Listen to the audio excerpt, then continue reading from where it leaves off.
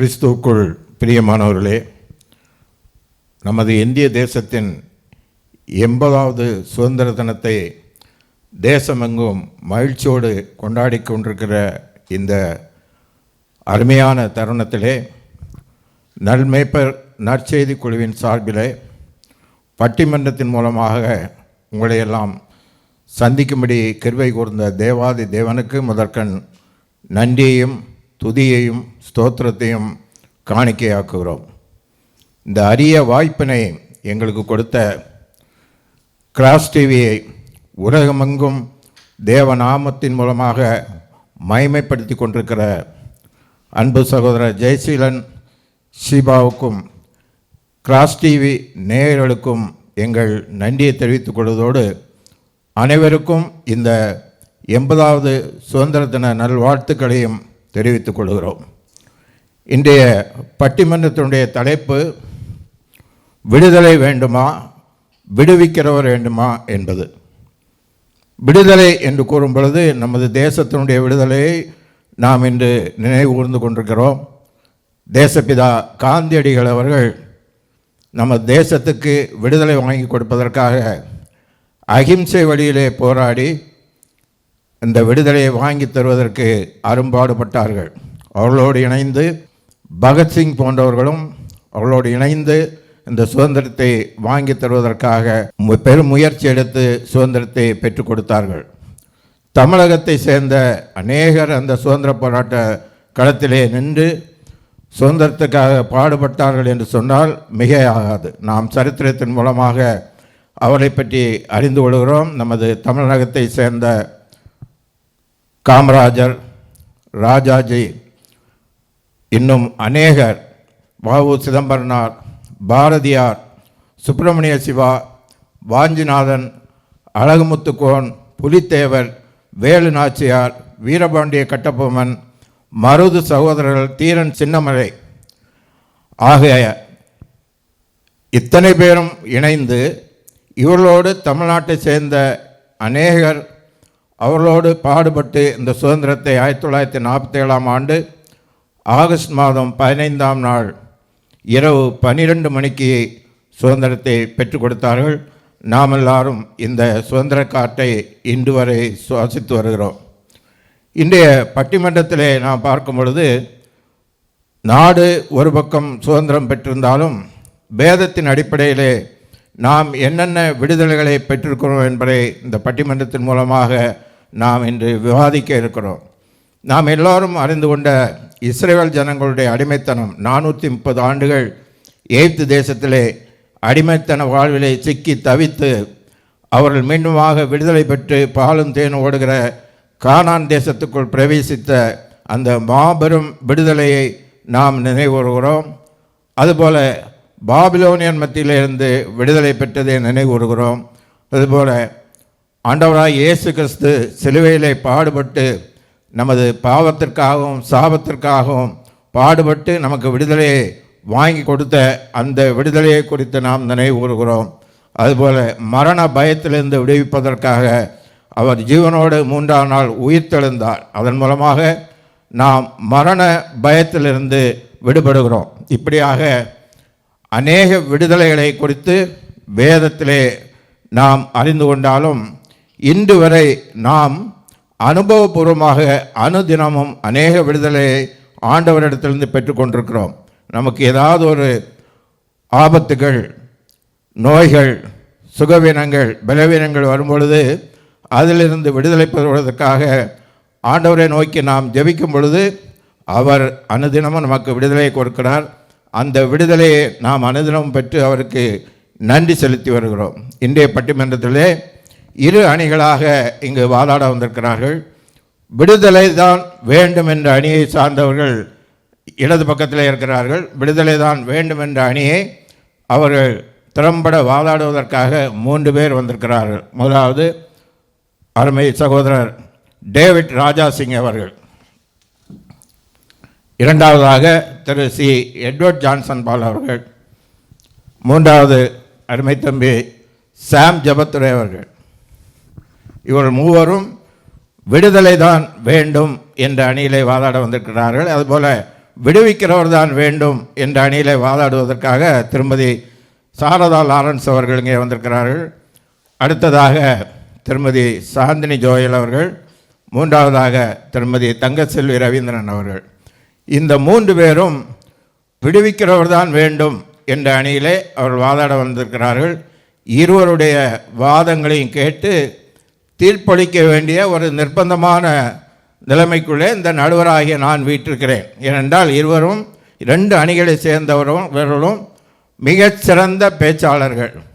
ஆகவே அவருடைய வாதத்தின் அடிப்படையிலே எனக்கு அநேக நெருக்கடிகளை அவர்கள் கொடுக்க இருக்கிறார்கள் என்று எண்ணுகிறேன்.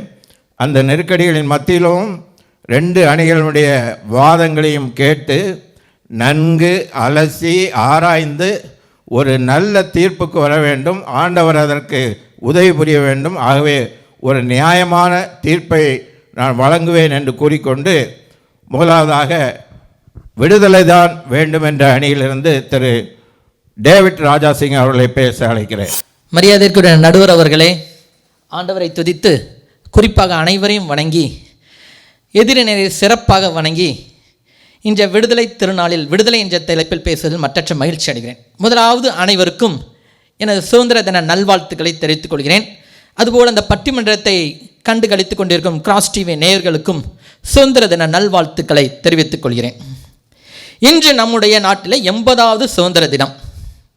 இந்த சுதந்திரம் பெற்றதினால்தான் இந்த நாளிலே இப்படி ஒரு பட்டிமன்றம் நடைபெற்று கொண்டிருக்கிறது. விடுதலை என்ற தலைப்பு மிக முக்கியமானது.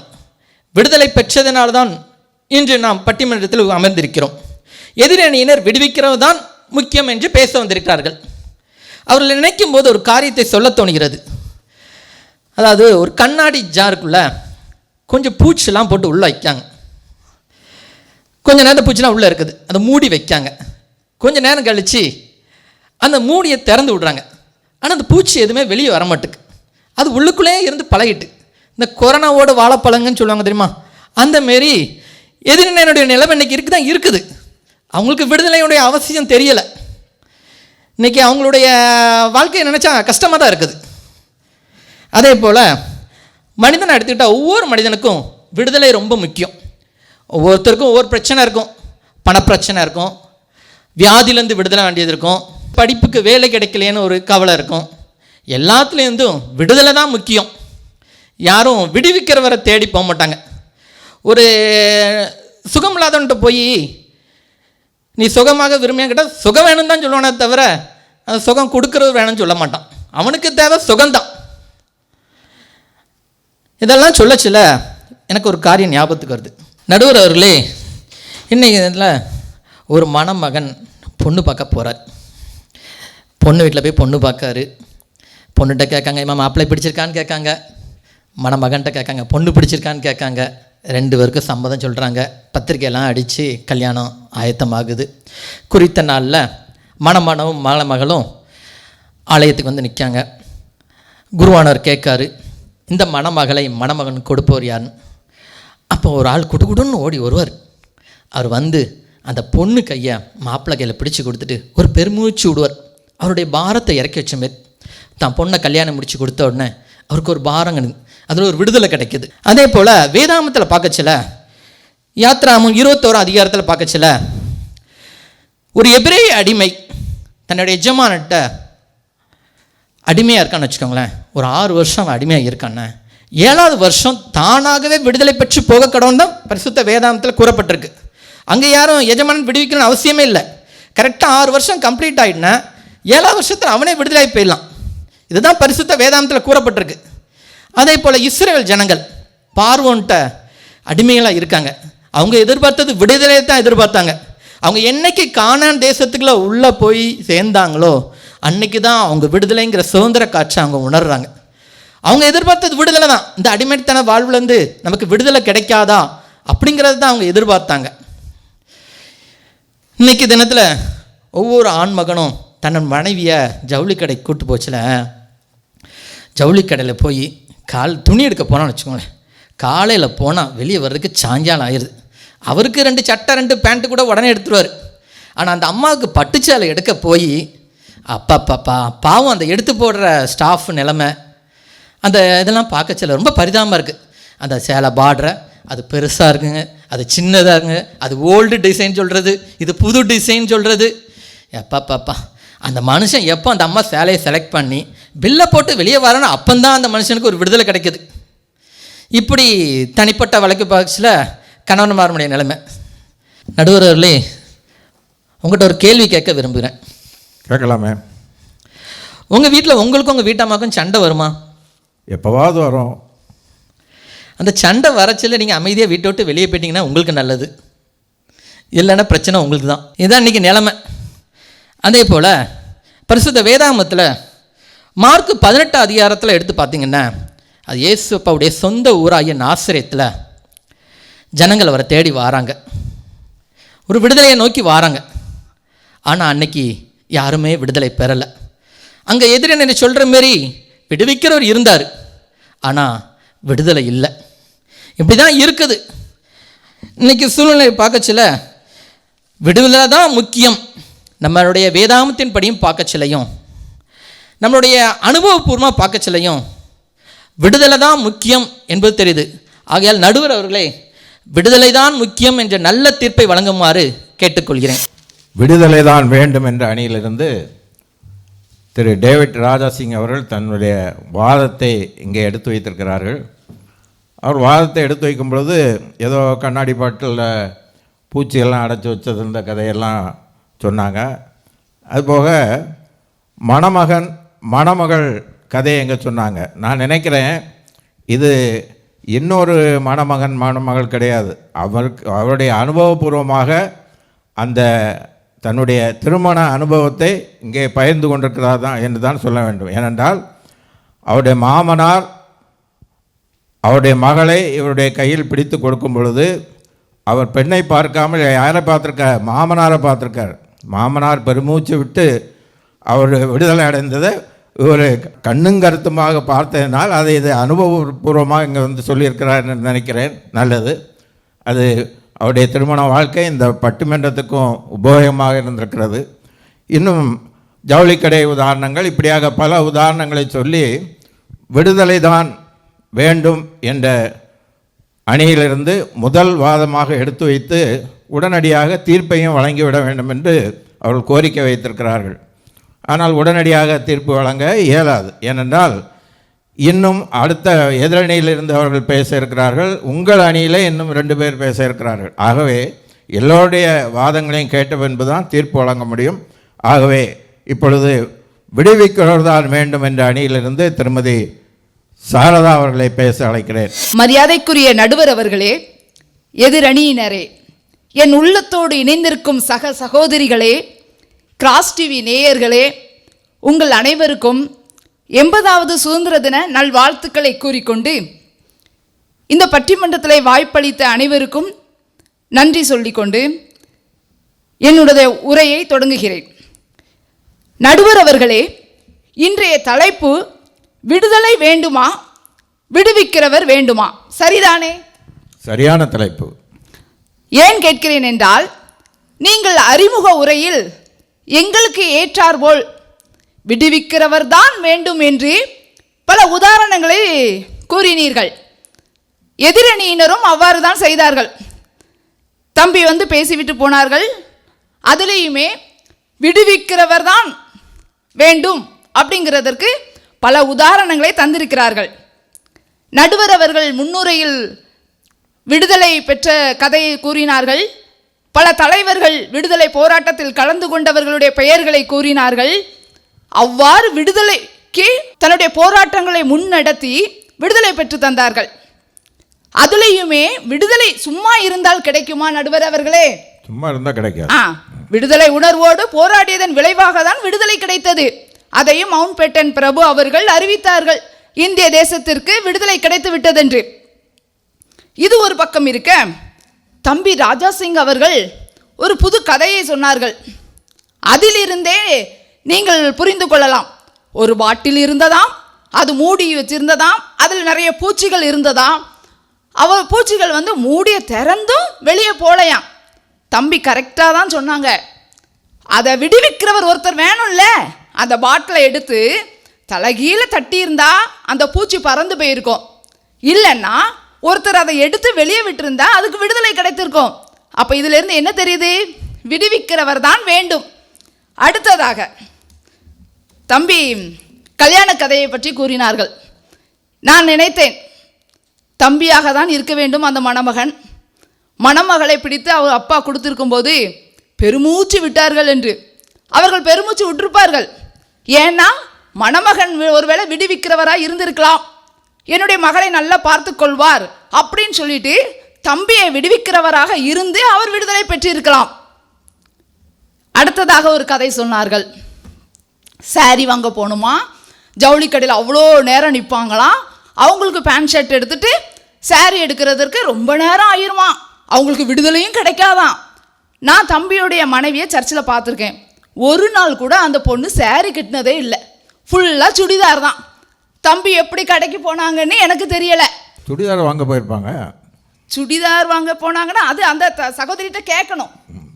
அது வேற. என்ன சொன்னாங்க? சாரி எடுத்தா சின்ன பார்டரா பெரிய பார்டரா? தம்பி அந்த கவலை உங்களுக்கு வேண்டாம். இப்போ நீங்கள் எந்த உலகத்தில் இருக்கீங்க? நாங்கள்லாம் ஆன்லைன் பர்ச்சேஸ். இப்போல்லாம் நாங்கள் சாரி ஆன்லைன்லேயே பார்க்கோம், சீக்கிரமாக எடுத்துருதோம். எங்கள் வீட்டுக்காரங்களுக்கு நாங்கள் விடுதலை கொடுத்துருக்கோம். அதை புரிஞ்சுக்கிடுங்க தம்பி. அடுத்ததாக அவிசுவாசம். இந்த ஊழியக்காரங்க யாருமே தன்னுடைய சொந்த ஊரில் எதனால ஏசப்பா அற்புதம் செய்ய முடியாமல் போச்சுன்னா அவங்க விசுவாசிக்கலை. இவர் நமக்கு சுகம் தருவார்னு அவங்க விசுவாசிக்கலை. அதனால தான் அவர் சொந்த ஊரில் கனம் பெற முடியலை. நடுவர் அவர்களே, நான் ஒரு உலக பிரகாரமான ஒரு கதை சொல்கிறேன். சரி, கதை கேட்போம். ஒருத்தர் நடந்து போய்கிட்டு இருக்கார். ஒரு கிணற்றுல தடுமாறி உள்ள விழுந்துட்டார். அவரை மீட்கிறதற்கு ஒருவர் மேலே இருந்து கயிறு கொடுக்கார். கயிறை பிடித்துக்கொள்ளு, நான் உன்னை மேலே தூக்குறேன்னு சொல்லி. கயிறு தன்னால போகுமா? கயிறு தன்னால போகாது. கயிறு மட்டும் இருந்தா அவன் மேலே வந்துட முடியுமா? கயிறு மட்டும் இருந்தாலும் வர முடியாது. மேலே ஒருத்தர் இருந்து அந்த கயிற்றில் அவரை தூக்குனா தானே அவர் மேலே வர முடியும். அப்போ விடுவிக்கிறவர்னு ஒருத்தர் இருந்தா தானே விடுதலை கிடைக்கும். அது போக தம்பி இஸ்ரவேல் ஜனங்களை பற்றி கதை சொன்னாங்க. பைபிள் எப்படி படித்தாங்கன்னு தெரியலை. இவ்வளோ நாளாக எவ்வளோ உலக கிறிஸ்டினாக இருந்து கிறிஸ்தவத்தை அறிந்த தம்பி எப்படி இப்படி கதை சொன்னாங்கன்னு எனக்கு தெரியலை. இஸ்ரவேல் ஜனங்கள் விடுதலை வேண்டும் என்று சொல்லும்போது ஏசப்பா மோசை, ஆரோன், அது போக 10 வாதைகளை அனுப்பி பார்வோன்ட்ட இருந்து அருமையான விடுதலை கிடைக்கிறதற்கு இப்படி விடுவிக்கிறவங்களெல்லாம் அனுப்புனாங்க. தம்பி வரலாற்று சிறப்பு மிக்க கதைகளெல்லாம் அவங்க என்ன செய்கிறாங்க? முழு பூசணிக்காவை சோற்றில் மறைத்து வைக்கிற மாதிரி கதையை சொல்லி தன்னுடைய அணியினர் எப்படியாவது வெற்றி பெற்று வர முடியுமா அப்படின்னு சொல்லி கதையாக பேசிக்கிட்டு இருக்காங்க. அதுக்கப்புறம் இந்த தம்பி சொன்னாங்க, விடுதலை 7ஆம் வருஷத்துலே நீ விடுதலை அடைந்து போவாய் அப்படின்னு சொன்னாங்க. ஆனால் உபாகமம் 15ஆம் அதிகாரம் 1ஆம் வசனத்தில் 7ஆம் வருஷம் முடிவிலே விடுதலை பண்ணுவாயாக அப்படின்னு தான் இருக்குது தம்பி. நல்ல வாசித்துருங்க பைபிளை. அதுமாரி அடிமையை 7ஆம் வருடம் விடுதலை பண்ண வேண்டும் அப்படின்னு தான் இருக்கு. இந்த இடத்துல விடுவிக்கிறவர் ஒருத்தர் இருந்தால் மட்டும்தான் அந்த விடுதலை கிடைக்கும். இன்னொரு உலக பிரகாரமான ஒரு கதை சொல்கிறேன். கல்கத்தாவில் அன்னை தெரசாமையார் நடந்து போய்கிட்டு இருந்தாங்களாம். அப்போ ஒருத்தர் ஒரு பூசாரி 15 வருஷமாக தன்னுடைய தெய்வத்துக்கு ஆராதனை செய்துட்டு இருந்திருக்கார். அவர் மயங்கி விழுந்துட்டார். அன்னை தெரசா தண்ணி தெளித்து அவங்கள எழுப்பியிருக்காங்க. எழுப்பினப்போ அவர் சொன்னாராம், அம்மா 15 வருஷமாக என் தெய்வத்துக்கு நான் ஆராதனை செய்கிறேன், ஆனால் இன்னைக்கு தான் தெய்வத்தை நேரிலே பார்க்கேன் அப்படின்னு சொன்னாராம். இப்போ தண்ணி மட்டும் தெளித்து அவருக்கு மயக்கம் தெளிஞ்சிருமா நடுவர் அவர்களே? தண்ணி தானா வராதுல்ல. அப்ப விடுவிக்கிறவர் ஒருத்தர் தண்ணியை தெளிச்சு தான் அவங்களை எழுப்பி விட்டாங்க. அப்ப விடுவிக்கிறவர் தான் வேண்டும். அடுத்ததாக விடுதலைங்கிறது யோசேப்பு சிறைச்சாலையில் இருக்கும்போது சுயமாகியும் பானபாத்திரக்காரனும் அவங்க சொப்னத்தை சொன்ன உடனே நாங்கள் நீ விடுதலை பண்ணி போகும்போது அங்கே இருக்கும்போது என்னையும் நினச்சிக்கோன்னாங்க. ஆனால் இவங்க போய் மறந்துட்டாங்க. இவங்க சொல்லியிருந்தாங்கன்னா யோசேப்புக்கு அப்பமே ஒரு விடுதலையும் கிடைச்சிருக்கும். அவங்க நன்றியை மறந்துட்டாங்க. அதே மாதிரி விடுதலை அப்படிங்கிறது ஒரு பரிசு. விடுவிப்பவர்ங்கிறது அந்த பரிசை கொடுப்பவர். ஏனெனில் பரிசை விட பரிசை கொடுப்பவர் தான் முக்கியம். சங்கீதக்காரன் கூட சொல்கிறாரு, என் ரட்சிப்பு கர்த்தரால் வருகிறது அப்படின்னு சொல்றாரு. இறுதியாக ஒரு வீடு கட்டுனா அந்த வீடு பெரியதா, அந்த வீட்டை கட்டின பொறியாளர் பெரியவரா? ஒரு ஓவியம் அழகா இருந்துச்சுன்னா அந்த ஓவியம் பெரியதா, அதை வரைந்தவர் பெரியவரா? இப்படி இருக்க ரட்சிப்பும் விடுதலையும் அருமையானது தான் என்றாலும் அவற்றை அருளிய இயேசு கிறிஸ்துவே பெரியவர். எனவே பைபிள் அடிப்படையிலும் வாழ்க்கை அனுபவ அடிப்படையிலும் விடுதலையை விட விடுவிப்பவர் தான் பெரியவர் என்று கூறி நம்ம விடுதலை பெற்றவுடன் விடுவிப்பவரை மறந்து விடக்கூடாது. அதற்கு ஏற்றாற்போல் ஒரு குறள், நன்றி மறப்பது நன்றென்று நன்று அல்லது அன்றே மறப்பது நன்று. எல்லாம் உங்களுக்கு தெரிந்தது தான் நடுவர் அவர்களே, உங்களுக்கு தெரியாதது ஒன்றுமல்ல, சகலத்தையும் கற்று தேர்ந்தவர் நீங்கள். ஆகையினால் உண்மையை உணர்ந்த நீங்கள் இனியும் காலம் தாழ்த்தாது விடுவிக்கிறவர் தான் வேண்டும் என்று தீர்ப்பு வழங்குமாறு உங்களை பணிவன்புடன் கேட்டுக்கொண்டு வாய்ப்பு அளித்தமைக்கு நன்றி கூறி விடைபெறுகிறேன். அப்பப்பா, மூச்சு விடாமல் பேசணுன்னா திருமதி சாரதா லாரன்ஸ் அவர்களை தான் அழைக்க வேண்டும். ஏனென்றால் ஆரம்பத்திலேருந்து கடைசி வரைக்கும் மூச்சே விடலைன்னு நினைக்கிறேன். அவர்கள் அநேக காரியங்களை குறித்து இங்கே வாதிட்டார்கள். ஆன்லைனில் தான் பர்ச்சேஸ் பண்ணுவாங்களாம். அவங்க இப்போ இந்த அறிவியல் காலத்தில் நேரடியாக கடைக்கு போய் வாங்குறதெல்லாம் கைவிட்டுட்டு ஆன்லைனில் பர்ச்சேஸ் பண்ணுறாங்களாம். அப்படி எல்லோருமே ஆன்லைனில் பர்ச்சேஸ் பண்ணால் ஏன் இத்தனை ஜவுளி கடை திறந்து வச்சுருக்காங்க? நேற்று 2 நாளைக்கு முன்னால் கூட ஒரு புது ஜவுளி கடை திறந்துருக்காங்க. அங்கே கூட்டம்னா கூட்டம், பயங்கரமான கூட்டம். அப்போ அவங்க எல்லாம் ஆன்லைனில் வாங்கலை. ஆனால் இவங்க ஆன்லைன்லேயே வாங்கி பழக்கப்பட்டுட்டாங்க. ஆனால் ஆன்லைன்லேயே வாங்குறதுல பலர் ஏமாற்றம் அடைஞ்சிருக்காங்க. அது வேறு ஒரு பக்கம். சரி, ஆன்லைனில் வாங்குகிறாங்க. அதுபோல் யாரோ கிணத்துக்குள்ளே விழுந்துட்டாங்க. அந்த கிணத்துக்குள்ளே விழுந்த கதையும் சொன்னாங்க. அதுக்கப்புறம் அன்னை தெரசா கதை எல்லாம் சொல்லிவிட்டு அவிசுவாசம், பரிசு கொடுக்குற ஒரு வீட்டை கட்டுற ஒரு வீடு பெரிதா, அதை கட்டிய பொறியாளர் பெரியவரா என்றெல்லாம் அவர் விளக்கம் சொல்லிவிட்டு ஒரு பழமொழியையும் இங்கே சொன்னார்கள். முழு பூசணிக்காயை சோத்தில் மறைத்த கதையை இங்கே எடுத்துரைத்தார்கள்.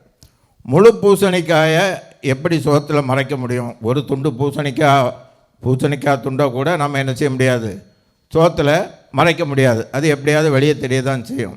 ஆனால் இந்த பழமொழிக்கு ஒரு விளக்கம் இருக்கிறது. அந்த விளக்கத்தை கூற விரும்புகிறேன். ஒரு கிராமத்தில் ஒரு விவசாயி பூசணிக்காய் தோட்டம் போட்டிருந்தாராம். அந்த தோட்டத்தில் நிறைய பூசணிக்காய் விளைஞ்சி கிடந்துதான். அப்போ இன்னொரு விவசாயி தினம் அந்த வழியாக நடந்து போயிட்டே இருந்தாராம். அவருக்கு இந்த பூசணிக்காய் கண்ணை உறுத்திட்டே இருந்திருக்கு.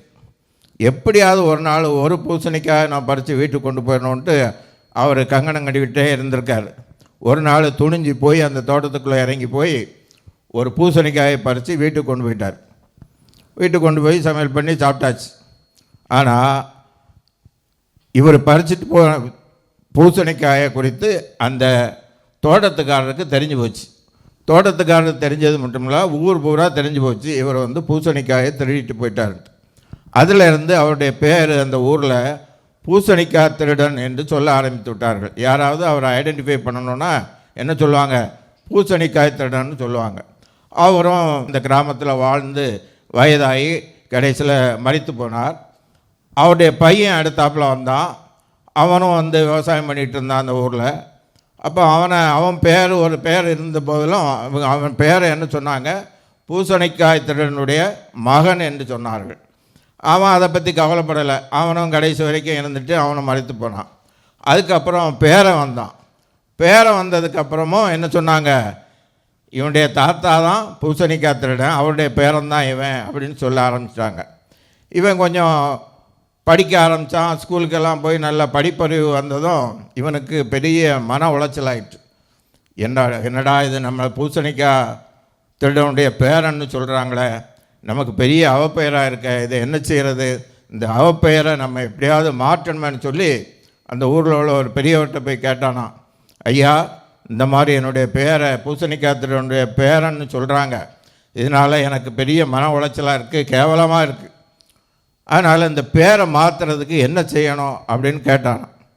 ஒன்று அந்த பெரியவர் சொன்னாரா, நீ வேறு ஒன்றுமே செய்ய வேண்டாம்ப்பா, ஒரு நாள் இந்த ஊர் மக்களெல்லாம் கூப்பிட்டு சாப்பாடு போடு. சாப்பாடு போட்டுட்டு அதுக்கு பிறகு பாரு உன் பேர் மாறுதா இல்லையான்னு பார்ப்போம் அப்படின்னு சொன்னாராம்.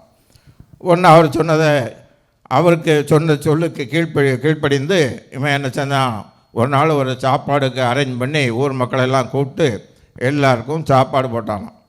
சாப்பாடு போட்ட மறுநாளையிலிருந்து அந்த பூசணிக்காய் திருடனுடைய பேரன்னு சொல்கிற அந்த பேரே மாறி ஊருக்கெல்லாம் அன்னதானம் வழங்கிய பெரியவர் அப்படின்னு சொல்லி பேச ஆரம்பித்தாங்க. அதில் இருந்து அந்த பூசணிக்காய் திருடனுடைய பேரன்ங்கிற பேர் மறைஞ்சு போச்சு. அது எதனால் மறைஞ்சது? அந்த சோத்தினால் மறைஞ்சிது, ஊருக்கெல்லாம் போட்ட சாப்பாட்டினால மறைஞ்சிது. அதனால தான் அந்த பழமொழியே சொன்னாங்களாம், முழு பூசணிக்காயை எதில் மறைச்சிட்டான்? சோத்தில் மறைச்சிட்டான்.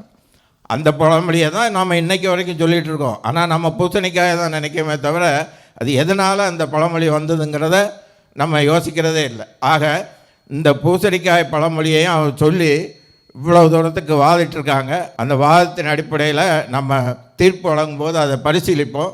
இப்பொழுது அடுத்தபடியாக விடுதலை தான் வேண்டும் என்ற அணியிலிருந்து திரு எட்வர்ட் ஜான்சன் பால் அவர்களை பேசுமாறு அழைக்கிறேன். எல்லாம் அல்ல இயேசுவுக்கு நன்றியை தெரிவித்து எனது பேச்சை தொடங்கலாம் என்று நினைக்கிறேன். நடுவர் அவர்களுக்கும் எனது வாழ்த்துக்களையும் வணக்கங்களையும் தெரிவித்துக் கொள்கிறேன். கிராஸ் டிவி நிர்வாகத்தினருக்கும் நேயர்களுக்கும் எனது 80வது சுதந்திர தின விழா வாழ்த்துக்களை தெரிவித்துக் கொள்கிறேன். நீதியை நிதியால் பெற்றுக்கொள்ளலாம் என்று கங்கணம் கட்டி கொண்டு மனக்கோட்டையோடு காத்து கொண்டிருக்கிற எனது எதிரணியினருக்கும் வாழ்த்துக்களை தெரிவித்துக் கொள்கிறேன். நடுவர்களே, நீதியை நிதியால் கொடுக்காமல் நீதியை நீதியாகவே தர வேண்டும் என்று உங்களை கேட்டுக்கொள்கிறேன். ஏதோ இங்கு வந்து பல கட்டுக்கதைகளை எல்லாம் கூறிக்கொண்டும் பழமொழிகளை எல்லாம் கூறிக்கொண்டும் அவர்கள் அணிக்கு வலு சேர்க்கிறார்களாம். நடுவர்களே, எங்களுக்கும் பழமொழிகளும் தெரியும், கதைகளும் தெரியும். ஆணைக்கு ஒரு காலம் வந்தால் பூனைக்கு ஒரு காலம் வரும். நடுவர் அவர்களே, இந்த உலகத்தை படைத்தது யார் என்று உங்களுக்கு தெரியும், அப்படித்தானே? எல்லாருக்குமே தெரியும். அதில் மனிதனை உருவாக்கினார், அப்படித்தானே? உருவாக்கினார், நல்லா தெரியும்ல? நல்லா தெரியும். அந்த இடத்துல நல்ல அமைதியான சூழலில் மனிதனை உருவாக்கிட்டு கையில் பணத்தையும் பதவியும் அள்ளி கொண்டு கொடுத்தாரா? ஏதேன் தோட்டத்தை கொடுத்தார். ஏதேன் தோட்டத்தை கொடுத்தார், அப்படித்தானே? பணத்தையும் கொடுக்கல, பதவியையும் கொடுக்கல, ஆனால் ஏதேன் தோட்டத்தை கொடுத்தார். அங்கே தான் ஆதாமும் ஏவாளும் அருமையாக சுதந்திரமாக சுற்றி திரிந்து கொண்டிருந்தார்கள், ஒரு விடுதலையோடு, அப்படித்தானே? விடுதலையோடு தானே சுற்றி திரிந்தார்கள். விடுதலையோடு தான். இங்கே அமர்ந்திருக்கிறார்களே 3 தேவிகள், அவர்களுடைய மூதாதையர் இருக்கிறாரே ஏவாளம்மா, அவர்களிடமிருந்து வந்தது தான் இந்த எங்களிடம் இருந்த விடுதலை பறி போனது.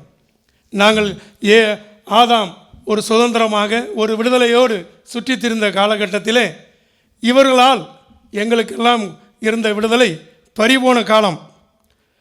வேதாகம் முழுவதும் நீங்கள் தேடி பார்த்தால் விடுதலை என்பது அதிகமாக சொல்லக்கூடிய கருத்தாக காணப்படும். விடுதலை முக்கியம். உங்களுடைய ஆழ்மனதில் தொட்டு பார்த்தால் விடுவிக்கிறவர் அவசியம் என்று சொல்லலாம். ஆனாலும் விடுதலை என்பது முக்கியமான ஒன்று. எகிப்திலிருந்து விடுதலை, பாபிலோனியத்திலிருந்து விடுதலை, மரணத்திலிருந்து விடுதலை. வேதாகமத்தினுடைய மைய கருத்தே விடுதலை தான், அதில் மாற்று கருத்து இல்லை. ஏதோ அவங்க சொன்னாங்க ஆன்லைனில் நாங்கள் சேலைலாம் வாங்குவோம் அப்படின்னு. சேலை வாங்கலாம், எல்லாம் வாங்கலாம். நடுவர் அவர்களே, அந்த அம்மா இருக்காங்களே, அவங்களுக்கு மகன் இருக்காப்புல, அவங்களுக்கு பொண்ணு ஆன்லைன்லேயே வாங்க முடியுமா? இப்போ ஆன்லைனில் தான் வாங்குறாங்க. வாங்கலாம், ஆனாலும் ஆன்லைனில் பார்த்தாலும் அவங்க ஊர் என்ன, சொந்தம் என்ன, குளம் என்ன, பணம் எவ்வளோ இருக்குன்னு நேராக போய் பார்க்காம முடியவே முடியாது. சும்மா கதை விடலாம் மேடைக்கு. நடுவர் அவர்களை, உங்களுக்கு ஒரு கேள்வி கேட்கலாம்னு நினைக்கிறேன். ஐயோ, இந்த பள்ளிக்கூடத்துக்கெல்லாம் ஆசிரியர்கள்லாம் எதுக்கு வராங்க? ஆசிரியர்கள் மாணவருக்கு கல்வி கற்றுக் கொடுக்க வராங்க. அது உண்மை தானே? கல்வி கற்றுக் கொடுப்பதற்கு தான் வராங்க. ஆமாம். அதே போல தான் விடுவிக்கிறவர் எதற்குன்னா விடுதலை இல்லாதவங்களுக்கு விடுதலை கொடுப்பதற்கு. சரி, கல்வி இல்லாதவங்க தான், கல்வி அறிவு இல்லாதவங்க தான் பள்ளிக்கூடத்துக்கு போகிறாங்க இல்லையா? அவங்களுக்கு கல்வி கற்றுக் கொடுக்கப்படுகிறது. விடுதலை கிடைக்காதவங்களுக்கு யார் வேணும்? விடுவிக்கிறவர் வேணும். விடுதலையோடு இருக்கிறவங்களுக்கு அந்த விடுவிக்கிறவர் தேவையே கிடையாது. நடுவர் அவர்களே, ஒரு பறவை இருக்குது, அருமையான தங்க கூட்டுக்குள்ளே அடங்கி இருக்குது. அந்த பறவைக்கு அந்த தங்க கூடு தேவை கிடையாது. சரி. அதுக்கு சுதந்திரமாக பறந்து கொண்டு இருக்கக்கூடிய, விடுதலையோடு பறந்து கொண்டு இருக்கக்கூடிய அந்த விடுதலை தான் தேவை. எவ்வளோதான் காசு கொடுத்து தங்கத்தால் கூடு கட்டினாலும் அந்த கூடு அவசியம் கிடையாது. நடுவர் அவர்களே, மீன் பார்த்துருக்கீங்களா? கடலில் பார்த்துருக்கோம், சாப்பிட்ருக்கோம். சாப்பிட்ருக்கீங்க. அந்த மீன் கடலில் அழகாக நீந்தி செல்லும், எதிர்த்து போராடி தான் போகும் இல்லையா? ஆமாம். அதில் ஒரு கண்ணாடி தொட்டிக்குள்ளே போட்டு அடைச்சா அந்த 4 கண்ணாடி சோறுக்குள்ளே தான் சுற்றி சுற்றி என்ன செய்யும், வரும். அதுக்கு கண்ணாடி தொட்டி அவசியம் இல்லை. அது விடுதலையோடு கடலிலே சுதந்திரமாக சுற்றித் திரிவதற்கு அந்த கண்ணாடி தொட்டி அவசியம் கிடையாது. விடுதலை தான் முக்கியம். ஆதி ஆகமம் தொடங்கி வெளிப்படுத்தல் வரை நம்ம பார்த்தோம்னா காலங்கள் மாறுகிறது, ராஜாக்கள் மாறுகிறார்கள். ஆனால் விடுதலை ஒன்றே மாறாத ஒன்று. விடுதலை என்பது மிகவும் முக்கியமான ஒன்றாக காணப்படுகிறது. நடுவர் அவர்களே, இன்னும் வேதாகமத்தை அலசி ஆராய்ந்து பார்த்தால் விடுதலை என்ற வார்த்தை 26 முறை வேதாகமத்திலே வருவதாக இருக்கிறது. ஆனால் விடுவிக்கிறவர் என்ற வார்த்தை 7 முறை தான் இருக்கிறது. இதிலிருந்து நீங்கள் தெரிந்து கொள்ள வேண்டியது விடுதலை தான் முக்கியம். நடுவர் அவர்களே, விடுதலை என்று தீர்ப்பு கொடுத்து எங்களுடைய அணிக்கு வலு சேர்க்க உங்களை அன்போடு கேட்டு விடைபெறுகிறேன். நன்றி, வணக்கம். இப்பொழுது பேசிய திரு எட்வர்ட் ஜான்சன் பால் அவர்கள் நடுவரையே மிரட்டுகிற அளவுக்கு பேசுவதாக எல்லோரும் கவனித்திருப்பீர்கள். எதிரணியரும் கவனித்திருப்பார்கள், பார்வையாளரும் கவனித்திருப்பார்கள். கடைசியாக அவரோட வேகப்பட்டு ஒருவேளை நமக்கு சாதகமாக தீர்ப்பு கிடைக்குமோ கிடைக்காதோ என்ற ஆதங்கத்தில் நடுவரையை மிரட்டி நீங்கள் தீர்ப்பு கொடுக்க முடியுமா முடியாதா என்று சொல்கிற அளவுக்கு நடுவரே மிரட்டுகிற அளவுக்கு வந்து விட்டார்கள். பரவாயில்லை, அவர்களுக்கு தன்னுடைய வாதத்தை எடுத்து வைப்பதில் அவ்வளவு வேகம் காட்டினார்கள். அவர்கள் ஆதாம் ஏவாள் கதையை சொன்னார்கள். ஆதாம் ஏவாள் கதை எல்லோருக்கும் தெரிந்த கதை. ஏவாளால் தான் இந்த விடுதலையே பறிபோனது என்ற ஒரு குறிப்பிட்ட பாயிண்டை எடுத்து அவர்கள் கொடுத்தார்கள். ஏவாளால் தான் விடுதலையே பறிபோனது, அதனால தான் பாவமே வந்தது என்ற அடிப்படையில். அதுபோல் ஒவ்வொரு காரியங்களிலும் வேதத்தில் எத்தனை முறை விடுதலை கூறப்பட்டிருக்கிறது, எத்தனை முறை விடுவிக்கிறவர் கூறப்பட்டிருக்கிறது என்பதை குறித்து அவர்கள் இங்கே பேசினார்கள். அதோடு விடவில்லை, பிரசங்கியிலே ஒரு வசனம் இருக்கிறது, ஒவ்வொன்றுக்கும் ஒவ்வொரு காலம் உண்டு என்று. அதுபோல் பழமொழி, இது ஒரு பழமொழி காலம் போல் தெரிகிறது. ஏனென்றால் ஏற்கனவே ஒரு பழமொழியை கேட்டோம். இப்பொழுது ஆணைக்கு ஒரு காலம் வந்தால் பூனைக்கு ஒரு காலம் வரும் என்ற ஒரு பழமொழியை இங்கே எடுத்து வைத்திருக்கிறார்கள். நாம் அந்த பழமொழியை யானை பூனை என்று நினைத்து கொண்டிருக்கிறோம் இதுவரைக்கும். யானைக்கு ஒரு காலம் வந்தால் பூனைக்கு ஒரு காலம் வரும் என்று. ஆனால் அந்த பழமொழி ஆரம்பத்தில் அந்த பழமொழி எப்படி இருந்தது என்றால், ஆனைக்கு ஒரு காலம் வந்தால் பூ நெய்க்கு ஒரு காலம் வரும். ஆ என்றால் பசு, நெய் என்றால் அந்த பசும்பாலிலே எடுக்கப்படுகிற நெய், அதுதான் ஆ நெய். பசுவிலிருந்து எடுக்கப்படுகிற நெய் தான் ஆ நெய். ஆனால் அது மருவி மருவி இப்பொழுது ஆனை என்றும் யானை என்றும் வந்துவிட்டது. அதுபோல் பூனை என்றால் பூவிலிருந்து எடுக்கப்படுகிற ஒரு நெய், பூவிலிருந்து எடுக்கப்படுகிற நெய் தான் தேன். அந்த தேனை தான் இப்போ நிறைய வயதானவர்கள் பருகி கொண்டிருக்கிறார்கள். அதாவது ஆனைக்கு ஒரு காலம் வந்தால் பூனைக்கு ஒரு காலம் வரும் என்றால், பசுவிலிருந்து எடுக்கப்பட்ட நெய்யை சிறுவர்களுக்கு வாலிபர்களுக்கு கொடுப்பார்கள், அவர்களுக்கு அது ஜீரணமாகிவிடும். அதே நெய்யை வயதானவர்களுக்கு கொடுத்தால் ஜீரணமாகாது. அதனால் வயதானவர்களுக்கு நெய் கொடுக்க மாட்டார்கள். அதற்கு பல என்ன கொடுப்பார்கள், மருந்திலே எதில் அது கலந்து தேனை கொடுப்பார்கள். அது பூவிலிருந்து எடுக்கப்படுகிற நெய். அதுதான் அந்த பழமொழிக்கு விளக்கமே தவிர, யானைக்கு ஒரு காலம் வந்தால் பூனைக்கும் ஒரு காலம் வரும் என்பது அல்ல. இதுதான் அதனுடைய விளக்கம். ஆகவே அந்த பழமொழியை தெரிந்து கொண்டு அடுத்ததாக விடுவிக்கிறவர் என்ற அணியிலிருந்து திருமதி சாந்தினி ஜோயல் அவர்களை பேச அழைக்கிறேன். விடுவிக்கிறவரே வேண்டும் என்று நடுநிலைமையாக தீர்ப்பு வழங்க நடுநாயகமாக வீற்றிருக்கும் நடுவர் அவர்களே, எதிரணியினரே, என்னுடைய சகோதரிகளே, அனைவருக்கும் அன்பின் வாழ்த்துக்களை தெரிவித்துக் கொண்டு ஒரு கேள்வியோடு என்னுடைய வாதத்தை ஆரம்பிக்கலாம் என்று நினைக்கிறேன். நடுவர் அவர்களே, ஆரம்பிங்க. விடுதலை என்றால் என்ன நடுவர் அவர்களே? ஒரு கணவன் மனைவி இருந்தார்கள். ஒரு நாள் மனைவி கணவனிடம் வந்து, எனக்கு பாத்திரம் கழுவுவதிலிருந்து ஒரு விடுதலை வேணும் அப்படின்னு சொல்லி கேட்டாங்க. உடனே கணவன் வேகமாக எழும்பி சென்று கிச்சனில் இருக்கிற எல்லா பாத்திரத்தையும் உடைத்து போட்டுட்டு, நாளையிலிருந்து உனக்கு விடுதலை, பாத்திரம் கழுவ வேண்டிய வேலையிலிருந்து உனக்கு விடுதலை அப்படின்னு சொல்லிட்டாரு. அந்த பாத்திரம் சில்வர் பாத்திரமா கண்ணாடி பாத்திரமா? அந்த பாத்திரம் மண் பாத்திரம். மண் பாத்திரமா? இந்த காலத்துலயும் மண் பாத்திரம் பயன்படுத்துறாங்களா? ஆமாம், கருவாட்டு குழம்பு, மீன் குழம்பு அதில் வச்சா சூப்பராக இருக்கும். சரி சரி. பாத்திரங்களை உடைச்சிட்டா அது விடுதலை அப்படின்னு நினச்சிட்டு அந்த கணவன் செய்த செயலை தான் இன்றைக்கி வந்து எங்களுடைய எதிரணியினர் வந்து செஞ்சுக்கிட்டு இருக்கிறாங்க. அவங்க வந்து விடுதலை அப்படின்னா என்ன அப்படிங்கிறத சரியாக உணரலைன்னு நினைக்கிறேன். விடுதலை அப்படிங்கிறது ஒரு பிரச்சனையிலேருந்து நம்ம வெளியே வர்றது தான். ஆனால் வந்து விடுவிக்கிறவர் நம்மளோட இருந்தார் அப்படின்னா எத்தனை பிரச்சனைகள் வந்தாலும் ஒவ்வொரு பிரச்சனையிலேருந்தும் நமக்கு ஒரு விடுதலை கிடச்சிட்டே இருக்கும். அதனால் விடுவிக்கிறவர் தான் வேண்டும் அப்படிங்கிறது வந்து ஒரு நிதர்சனமான உண்மை. அதை வந்து நான் இந்த சபையில் வந்து பதிவு பண்ண விரும்புகிறேன். நடுவர் அவர்களே, எனக்கு முன்பாக பேசி அமர்ந்த சகோதரன் சொன்னார் ஆதாம் ஏவாளை பற்றி. ஏவாள் வந்து அந்த கனியை வந்து பறித்து புசித்தாங்க, சாப்பிட்டாங்க. சாப்பிட்டுட்டு அவங்க வந்து கொண்டு வராங்க. அந்த அம்மா சாப்பிட்டுட்டு கொண்டு வந்து கொடுத்தா உங்களுக்கு எங்கே அறிவு போச்சு? நீங்கள் வந்து அதை ஏன் வாங்கி சாப்பிட்டீங்க? நீங்கள் வந்து என்ன செஞ்சுருக்கணும்? அந்த நேரத்தில் அவங்கள வந்து தட்டி கேட்டிருக்கணும். ஏன் நீங்கள் சரியான கேள்வி. நீங்கள் அவங்கள வந்து திருத்தி இருந்திருக்கணும். நீ பண்ணுறது தப்பு அப்படிங்கிறத சொல்லாமல் இவங்களும் சேர்ந்து சாப்பிட்டுட்டு இப்போ இங்கே வந்து என்ன சொல்கிறாங்க? ஏவாள்னால் அவங்களுடைய விடுதலை வந்து பறி போச்சான். இது எந்த விதத்தில் நியாயம் நடுவர் அவர்களே? அடுத்தது பார்த்தோன்னா இந்த எதிரணியினர் வந்து ஒரு அன்பாக கேட்டுக்கொள்கிறேன் அப்படின்னு ஒரு அன்பாக ஒரு மிரட்டலை வச்சுட்டு போயிருக்கிறாங்க. இந்த மிரட்டலுக்கெல்லாம் எங்கள் நடுவர் பயப்பட மாட்டார். அப்படியே அவர் பயந்தாலும் நாங்கள் சும்மா விட்டுருவோமா? நாங்கள் என்ன ஏமாளிங்களா? அப்படியெல்லாம் விடமாட்டோம் நடுவர் அவர்களே. நாங்கள் நம்புகிறோம் நீங்கள் இந்த மிரட்டலுக்கெல்லாம் பயப்பட மாட்டீங்க அப்படின்னு நாங்கள் நம்புகிறோம். நம்பி நாங்கள் வந்து விடுவிக்கிறவர் தான் வேணும் அப்படிங்கிறத வந்து இந்த இடத்துல ஆணித்தரமாக பதிவு பண்ணுறோம். நீங்கள் வந்து எங்களுடைய வாதங்களை கேட்டு விடுவிக்கிறவர் தான் வேண்டும் அப்படின்னு ஒரு சாதகமான தீர்ப்பை எங்களுக்கு சொல்லுவீங்க அப்படின்னு நினச்சிட்டு நான் என்னுடைய வாதத்தை தொடர்கிறேன் நடுவர் அவர்களே. அன்னைக்கு வந்து இஸ்ரவேல் ஜனங்கள் வந்து என்ன செஞ்சாங்க அப்படின்னா, சாமுவேல்கிட்ட போய் எங்களுக்கு ஒரு ராஜா வேணும் அப்படின்னு கேட்டாங்க. அவங்க வந்து நினச்சிருக்கலாம் ராஜா வந்துட்டா அவங்களுக்கு வந்து விடுதலை அப்படின்னு நினச்சிருக்கலாம். அவங்க வந்து என்ன நினச்சிட்டாங்க? தவறான ஒரு எண்ணத்துக்குள்ளே போயிட்டாங்க. தேவன் வந்து என்ன சொல்கிறாரு அப்படின்னா, 1 சாமுவேல் அதிகாரத்தில் 8வது அதிகாரம் 7வது வசனத்தில் என்ன சொல்லியிருக்கிறாரு அப்படின்னா, அவங்க வந்து அவர்களை ஆளாதபடிக்கு என்ன தான் தள்ளிட்டாங்க. அப்போ வந்து விடுவிக்கிறவரை அவங்க தள்ளிட்டு விடுதலை மட்டும் அவங்களுக்கு வேணும், ஒரு ராஜா இருந்தால் போதும் அப்படிங்கிறது தான் அவங்களோட எண்ணம். இன்றைக்கி எதிரணியினர் அப்படி ஒரு நிலைமையில தான் இருக்கிறாங்க நடுவர் அவர்களே. நம்ம வந்து வேதாகமத்தை வந்து நம்மளுடைய எதிரணியினர் வந்து எந்த அளவுக்கு தியானிச்சிருக்காங்க அப்படிங்கிறது வந்து எனக்கு தெரியலை.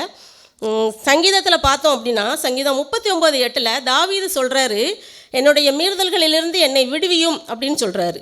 சங்கீதம் 69:18 என்ன சொல்லியிருக்கிறாரு அப்படின்னா, என் ஆத்மாவினிடத்தில் வந்து என்னை விடுவியும் அப்படின்னு சொல்லியிருக்கிறாரு. அப்போது இதில் வந்து நமக்கு தெளிவாக தெரியுது விடுவிக்கிறவர் ஒருவர் இருக்கிறாரு.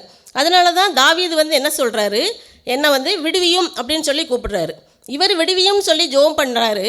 அடுத்ததாக பார்த்தோம் அப்படின்னா விடுவிக்கிறவரே வந்து நான் உங்களை விடுதலை பண்ணுவேன் அப்படின்னு சொல்கிறாரு. நடுவர் அவர்களே, நம்ம வந்து சங்கீதம் 50:15 பார்த்தோம் அப்படின்னா என்னை நோக்கி கூப்பிடு நான் உன்னை விடுவிப்பேன் அப்படின்னு சொல்கிறாரு. சங்கீதம் 91:16 என்னிடத்தில் வாஞ்சியாக இருக்கிறவனை விடுவிப்பேன் அப்படின்னு சொல்கிறாரு. அது மாத்திரமல்ல, அவரே விடுவித்தும் இருக்கிறார். சங்கீதம் 22:4 சொல்லுது, நம்பின அவர்களை நீர் விடுவித்தீர். அதே மாதிரி சங்கீதம் 107 6, 13, 24 வசனங்களில் நம்ம பார்க்கும்போது தெளிவாக அதில் சொல்லியிருக்கு, விடுவித்தார் விடுவித்தார் விடுவித்தார் அப்படின்னே வார்த்தைகள் வந்து வருது. அதனால் நடுவர் அவர்களே, இந்த இடத்துல நான் என்ன சொல்ல விரும்புகிறேன் அப்படின்னா, விடுவிக்கிறவர் தான் வேணும். ஏன்னா தாவீது ராஜாவே வந்து அதை உணர்ந்து அவர் வந்து சொல்கிறாரு. அதாவது நிதர்சனமான உண்மை இது. இந்த சபையில் வந்து நான் மீண்டும் மீண்டும் அதை வந்து பதிவு பண்ண விரும்புகிறேன். விடுவிக்கிறவர் தான் வேண்டும், விடுதலை வந்து தானாக வந்துவிடும். ஆதியாகமம் முதல் வெளிப்படுத்தல் வரைக்கும் உள்ள முழு வேதாகமத்திலையும் விடுதலை தான் வந்து மையக்கருத்து அப்படின்னு சொன்னார். அது வந்து மறுக்கக்கூடிய காரியம் இல்லை, அது உண்மைதான். ஆனால் வந்து அந்த விடுதலை வந்து எதனால் வந்துச்சு? அந்த விடுவிக்கிறவர் இருக்கிறதுனால தான் அந்த விடுதலை. அதே மாதிரி விடுதலை வந்து அதிக தடவை வந்து சொல்லப்பட்டிருக்கு, ஆனால் விடுவிக்கிறவரை பற்றி வந்து கம்மியாக தான் சொல்லியிருக்காங்க அப்படின்னு. விடுவிக்கிறவர் வந்து இந்த வேதாகமத்தில் வந்து வெவ்வேறு கோணங்களில் சொல்லப்பட்டிருக்காரு, வெவ்வேறு விதமாக உருவகப்படுத்தப்பட்டு சொல்லப்பட்டிருக்கிறாரு. நிறைய வசனங்களை நம்ம சொல்லிகிட்டே போகலாம். ஒரு விடுவிக்கிறவர் இருக்க போய் தான் அந்த இடத்துல வந்து விடுதலை கிடைக்குது அப்படிங்கிறத அவங்க வந்து தெரிந்து கொள்ளணும். ஏன்னா நிறைய இடங்களில் ராஜாக்கள், தீர்க்கதரிசிகள், காலத்திற்கு ஏற்றாற் போல நியாயாதிபதிகள் ராஜாக்களை ஏற்படுத்தி ஆண்டவர் வந்து விடுதலையை வந்து அவங்களுக்கு கொடுத்துக்கிட்டே இருந்தார். ஸோ இந்த இதெல்லாம் பார்க்கும்போது நமக்கு வந்து விடுவிக்கிறவர் ஒருவர் இருக்கிறதுனால தான் இந்த விடுதலை வந்து நமக்கு கிடைச்சிது அப்படிங்கிறதுல எந்த மாற்று கருத்தும் கிடையாது. ஸோ விடுவிக்கிறவர் தான் அவசியம். நடுவர் அவர்களே, நான் உங்கள்கிட்ட ஒரு கேள்வி கேட்கலான்னு நினைக்கிறேன். தாராளமாக கேட்கலாம். ஒரு வீடு தீப்பற்றி எரியுது, நம்ம என்ன செய்வோம் நடுவர் அவர்களே? ஃபயர் சர்வீஸுக்கு ஃபோன் பண்ணுவோம். ஃபயர் சர்வீஸ்க்கு ஃபோன் பண்ணுவோம். நம்மளால் முடிஞ்ச வரைக்கும் நம்ம வந்து ட்ரை பண்ணுவோம். அதே நேரம் ஃபயர் சர்வீஸ்க்கும் ஃபோன் பண்ணிடுவோம். ஏன்னா அந்த தீ வந்து எல்லா இடங்கள்லையும் பரவிடக்கூடாது அப்படிங்கிறதுக்காக நம்ம வந்து உடனே என்ன செய்கிறோம், ஃபயர் சர்வீஸ்க்கு ஃபோன் பண்ணுறோம். சப்போஸ் நம்ம வந்து ஃபயர் சர்வீஸ்க்கு ஃபோன் பண்ணாமல் வீட்டுக்குள்ளேயே இருந்துட்டு எங்களுக்கு விடுதலை கிடச்சிரும், நாங்கள் வந்து இந்த தீயிலேருந்து தப்பிச்சு வந்துடுவோம் அப்படின்னு நினச்சிக்கிட்டு இருந்தோம் அப்படின்னா அங்கேருந்து ஒரு விடுதலை கிடைக்கும். எப்போ தெரியுமா? அந்த தீ முழுவதும் எரிந்து முடிந்து அந்த இடத்துல இருந்து அவங்கள வந்து எப்படி எடுத்துகிட்டு வருவோம்? அவங்க வந்து அவங்களுடைய வாழ்க்கையே முடிஞ்சு போயிருக்கும்.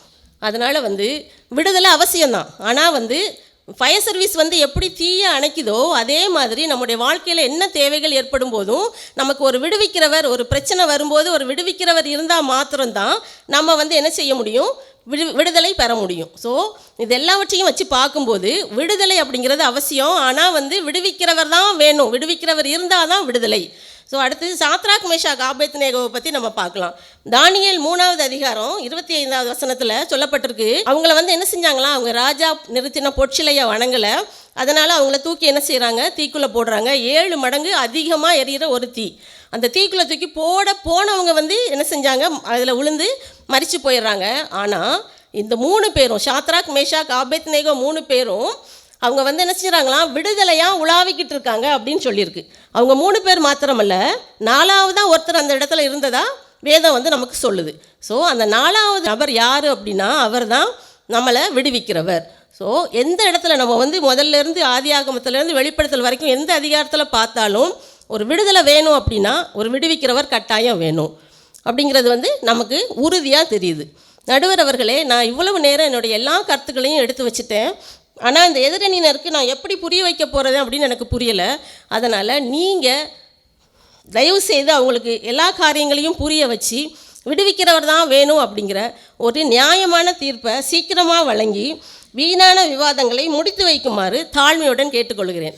திருமதி சாந்தினி ஜோயல் அவர்கள் மேற்கோள் காட்டுவதற்காக வேதத்திலிருந்து அநேக வசனங்களை அவர்கள் இங்கே மேற்கோள் காட்டினார்கள். பார்த்தா அவன் வேதத்தையே கரைச்சி குடிச்சிருப்பாங்க போல் தெரியுது. அத்தனை மேற்கோள்களை காட்டி தன்னுடைய அணிக்கு வலு சேர்ப்பதற்காக அத்தனை வேகமாக தன்னுடைய வாதத்தை எடுத்து வைத்திருக்கிறார்கள்.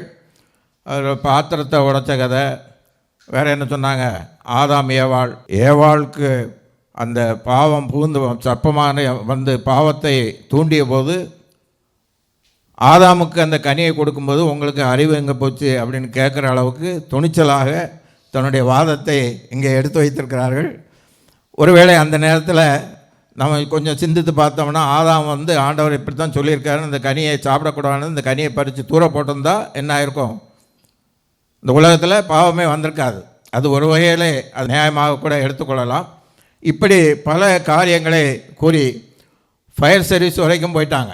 ஒரு தீப்பிடிச்சு எரிஞ்சால் நம்ம ஃபயர் சர்வீஸ் தான் போகணும். நாம அதில் அந்த தீ அணைக்க முற்பட்டால் நம்ம உயிர் தான் பறிப்போமே தவிர அதில் எந்த பலனும் கிடைக்காது. ஆகவே அந்த ஃபயர் சர்வீஸை நாம் அணுகிறோம். அந்த விடுவிக்கிற ஆட்கள் வந்து என்ன செய்கிறாங்க, தீ விபத்துலேருந்து நம்ம விடுவிக்கிறாங்க என்று சொல்கிற அளவுக்கு அநேக காரியங்களை இங்கே எடுத்துரைத்தார்கள். அதோடு எதிரணியினர் என்னை மிரட்டுவதாகவும் ஒரு பாயிண்ட கோடிட்டு காட்டினார்கள். எனக்கும் அந்த எண்ணம் வந்தது, எதிரணியினர் மிரட்டுவது போல சில அவருடைய பேச்சிலே அந்த வாசம் வீசியது. இருந்தாலும் எந்த மிரட்டலுக்கும் இந்த நடுவர் பணிய போவதில்லை. ஆகவே மிரட்டலுக்கு பணியாமல் இரு தரப்பு வாதங்களையும் கேட்டு அதன் பின்பு ஒரு நல்ல தீர்ப்பை வழங்குவேன் என்பதை உறுதி கூறிக்கொண்டு விடுதலை தான் வேண்டும் என்ற அணியிலே பேசுவதற்காக அருமை தம்பி சாம் ஜெபத்துரை அவர்களை அழைக்கிறேன். இந்த பட்டிமன்றத்தில் நடுவராக வீற்றிருக்கும் நடுவர் அவர்களுக்கும், விடுதலை தான் வேண்டும் என்று சிறப்பாக பேசி வரும் எங்கள் அணியை சார்ந்தவர்களுக்கும், விடுவிக்கிறவர் தான் வேண்டும் என்று பேசி வருகிற எங்கள் எதிரணியை சார்ந்தவர்களுக்கும், நமது கிராஸ் டிவி நேயர்களுக்கும் நமது இந்திய திருநாட்டின் 80வது சுதந்திர தின நல்வாழ்த்துக்களை கூறிக்கொண்டு எனது உரையை ஆரம்பிக்கிறேன். நடுவர் அவர்களே, உங்களுக்கு வேதாகமத்தை பற்றி அனைத்தும் தெரியும், உலக காரியங்களை பற்றியும் முழுவதும் தெரியும். ஆனால் இந்த எதிரணியை சார்ந்தவர்கள் என்ன நினச்சிட்டு இருக்காங்கன்னா, வரிசையாக வசனமாக சொல்லிட்டோம்னா நீங்கள் அவங்களுக்கு சாதகமாக தீர்ப்பு வழங்கிடுவீங்கன்னோ, கட்டுக்கட்டாக கதையை அவுத்து விட்டோம்னா அவங்களுக்கு சப்போர்ட் பண்ணி நீங்கள் தீர்ப்பை சொல்லிடுவீங்கன்னு நினச்சிக்கிட்டு இருக்காங்க. அந்த எதிரணியை சார்ந்த சாரதாக்கா முதல்ல ஒரு கதை சொன்னாங்க. ஒரு கிணறு இருந்துச்சான், ஒருத்தன் தடுமாறி அதில் விழுந்தானா, ஒரு கயிறு வந்துச்சான், அதை தூக்கிட்டாங்களாம் அவனை. நடுவர் அவர்களே, ஆழம் தெரியாமல் காலை விடக்கூடாதுன்னு சொல்லி ஒரு பழமொழி இருக்குது. அந்த நபருக்கு கண்கள் நல்லா தெரிஞ்சிருந்தா அதில் கிணறு இருக்குது தெரிஞ்சிருக்கும். பார்த்து போயிருந்தால் அதில் உள்றதுக்கு அவசியமே இல்லை, அதில் ஒரு விடுதலை கிடைக்கணும்னு அவசியமே இல்லை. இவங்க அந்த தீர்ப்புக்கு சாதகமாக ஏதாவது சொல்லணும்னு வரிசையாக கட்டுக்கதையாக சொல்லிகிட்டு இருக்காங்க. நடுவர்களே, நாங்கள் உங்களிடத்தில் ஒரு கேள்வி கேட்குறேன். விடுதலைன்னா என்ன நடுவர்களே? பாவம், சாபம், இந்த மாதிரி காரியங்கள்லேருந்து விடுதலை பெறணும், இதுதான் உண்மையான விடுதலை. இந்த பாவத்தை செய்கிறது யார், அக்கிரமத்தை செய்கிறது யார், அநியாயத்தை செய்கிறது யார்? நாம் தான் செய்கிறோம். நம்ம இந்த பாவம் அக்கிரமம் எல்லாத்தையும் செஞ்சுட்டு நம்ம விடுதலை வேணும்னா யார்கிட்ட போகணும்? நம்ம தான் அதுலேருந்து வெளியே வரணும். நம்ம 3வது நபரை தேடி போகிறது எந்த விதத்தில் நியாயம் நடுவர்களே? இப்போது சிறையில் ஒருத்தர் இருக்காருன்னு வச்சுக்கிறோம் நடுவர்களே, அவனை போய் பார்க்க போகிறோம். அப்போது அவனுக்கு என்ன வேணும்னு கேட்டால் அவன் என்ன சொல்லுவான் நடுவர்களே? விடுதலை வேணும்மா.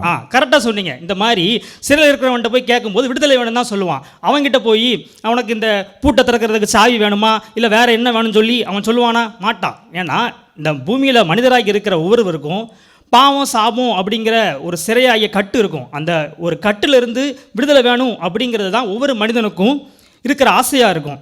நம்ம வேதாகமத்தில் ஏசாயா 51:14 சொல்லப்பட்டிருக்கிறது, சிறைப்பட்டு போனவன் தீவிரமாக விடுதலையாவான் என்று அதில் எழுதியிருக்கிறது.